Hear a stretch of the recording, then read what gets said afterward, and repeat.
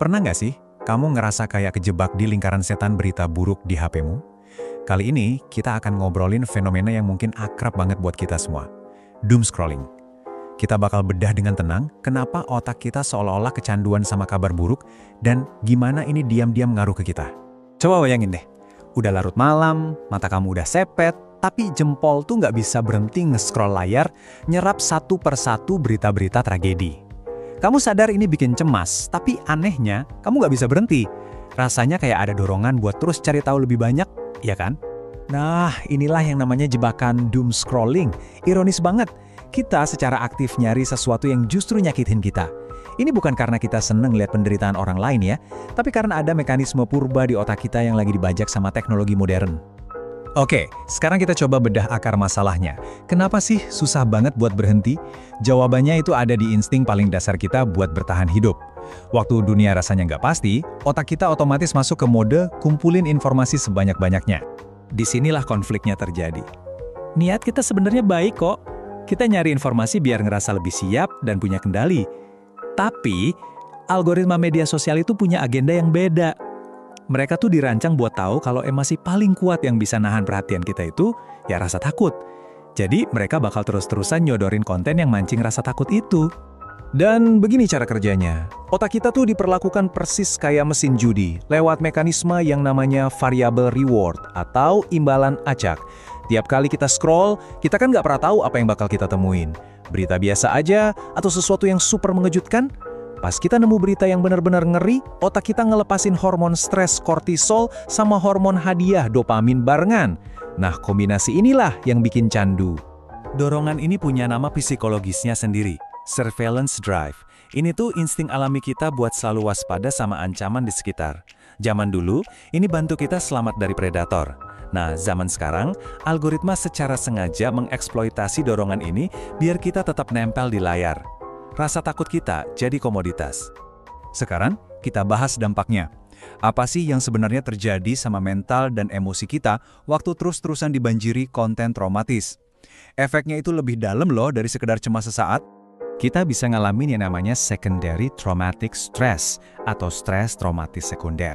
Jadi meskipun kita cuma saksi dari jauh, sistem saraf kita tuh nggak tahu bedanya. Otak kita memproses tiap gambar dan suara seolah-olah kita beneran ada di sana. Inilah kenapa setelah berjam-jam scrolling, kita bisa ngerasa mual, pusing, atau capek banget secara fisik. Paparan terus-menerus ini juga bisa nyebabin compassion fatigue, atau kelelahan berempati. Kita tuh kebanjiran emosi negatif, sampai-sampai kapasitas kita buat ikut ngerasain itu habis terkuras. Bukannya jadi tergerak buat berbuat sesuatu, kita malah ngerasa lumpuh dan gak berdaya. Pengen bantu, tapi rasanya udah gak punya energi lagi. Grafik ini nunjukinnya dengan jelas banget. Bayangin aja, energi kamu itu kayak baterai HP. Sebelum doom scrolling, mungkin dayanya 100%. Tapi setelahnya, energi itu kesedot habis. Nyisain sedikit banget buat kehidupan nyata, buat kerja, buat keluarga, apalagi buat bener-bener ngebantu. Oke, kita udah paham masalahnya. Kita tahu apa yang terjadi sama otak dan emosi kita. Sekarang, pertanyaan paling pentingnya adalah, gimana caranya kita ngambil lagi kendali atas pikiran dan waktu kita? Kabar baiknya, ada kok langkah-langkah praktis yang bisa kita ambil. Ini bukan berarti kita jadi apatis atau nggak peduli ya, tapi lebih ke gimana cara kita secara sadar ngelola informasi demi ngejaga kewarasan kita. Kita bedah ya, 3 langkah ini. Pertama, bikin jendela berita. Batasi waktu kamu ngecek berita. Misalnya cukup 2 kali sehari, masing-masing 15 menit, hindari banget 1 jam pertama pas bangun tidur dan sebelum tidur. Kedua, ganti cara kamu nerima berita. Coba deh pilih baca artikel yang mendalam daripada sekedar nge-scroll feed yang emosional. Membaca itu ngelibatin logika, bukan cuma adrenalin. Ketiga, lakuin physical grounding. Pas lagi cemas, taruh HP kamu. Lakuin sesuatu yang fisik. Cuci piring, jalan kaki sebentar, buat ngasih sinyal ke otak kalau tubuhmu di sini dan saat ini sebenarnya aman. Ini ngebawa kita ke poin terakhir yang penting banget. Merawat diri sendiri di situasi kayak gini itu sama sekali bukan tindakan yang egois. Justru sebaliknya. Poin kuncinya tuh di sini. Dunia emang lagi nggak baik-baik aja, tapi kamu nggak akan bisa nolong siapapun kalau kamu sendiri ikut tenggelam. Dengan kejaga kesehatan mentalmu, kamu sebenarnya lagi mastiin kalau kamu punya energi dan kejernihan pikiran buat bisa peduli dan bertindak secara efektif buat jangka panjang. Jadi, yuk kita coba ubah cara pandangnya. Berhenti ngerasa bersalah karena kamu masih bisa hidup dengan tenang.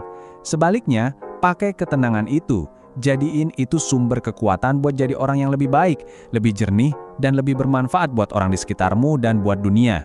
Jangan cuma jadi penonton yang lumpuh karena rasa takut.